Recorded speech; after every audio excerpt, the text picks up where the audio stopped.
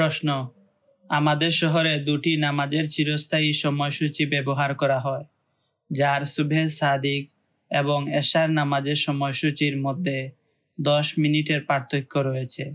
যেমন নামাজের সময়সূচি 1 নম্বর, সুবহে সাদিক 4:50 মিনিট, ঈশা 7:50 মিনিট।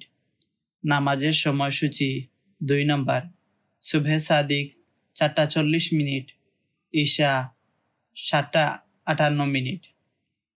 প্রত্যেকটির ব্যাপারে উলামায়ে কেরামগণের সত্যায়ন রয়েছে, আর প্রত্যেকেই নিজেরটি সঠিকতার উপর বহাল রয়েছেন, যার ফলে যে সমস্যাগুলো সৃষ্টি হয়েছে তা হলো: 1.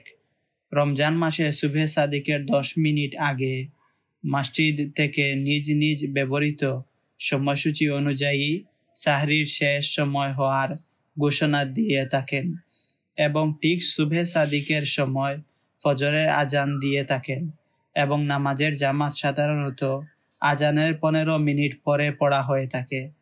2. মহিলাদের অধিকাংশ আজানের সাথে সাথে নামাজ পড়ার অভ্যাস রয়েছে। 3. শহরের লোকেরা ভিন্নতা ছাড়া নামাজ পড়ে থাকেন। এমতাবস্থায় নামাজ এবং রোজা আদায় হওয়া অথবা না হওয়ার প্রশ্ন চলে আসে। এমতাবস্থায় কিছু বছর নাম্বার 1-এর উপর আমল করা এবং কিছু বছর নাম্বার 2-এর উপর আমল করা, অথবা রমজান মাসে নাম্বার 1-এর উপর আমল করা এবং বাকি মাসগুলো নাম্বার 2-এর উপর আমল করা কেমন হবে? উত্তর: প্রশ্নোক্ত ক্ষেত্রে শরীয়তের মাসালাগুলো সমাধানের জন্য ন্যায়পরায়ণতার সাথে একতার সাথে সমাধান করার চেষ্টা করা জরুরি।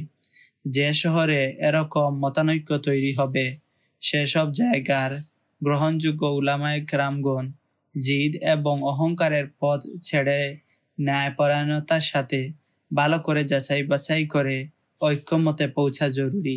আজকাল সূর্য উদয় এবং অস্ত যাওয়ার সময় নির্ধারণকারী যন্ত্র ব্যাপক হয়ে গেছে। ইন্টারনেটের মাধ্যমে খুব সহজে জানা যায় কোনো জায়গার সূর্য উদয় ও অস্ত যাওয়ার সময়। এ বিষয়ে বিশেষজ্ঞদের মাধ্যমে ও তার সমাধান করা যেতে পারে, এবং ওই শহরের নির্ভরযোগ্য উলামাগণ একটি কমিটি বানিয়ে তা পর্যবেক্ষণ করতে পারেন। এর মাধ্যমে বোঝা যাবে যে কোন মতামতটি সঠিকতার অধিক নিকটবর্তী। আর যতক্ষণ ঐক্যমতে পৌঁছা না যাবে, ততক্ষণ জনগণের উচিত তারা যেন সতর্কতার উপর আমল করে, অর্থাৎ সাহরি খাওয়া প্রথমে শেষ করে দিবে আর ফজরের নামাজ ওই সময় পড়বে যখন পুরোপুরি নিশ্চিত হওয়া যাবে যে ফজরের ওয়াক্ত শুরু হয়ে গেছে।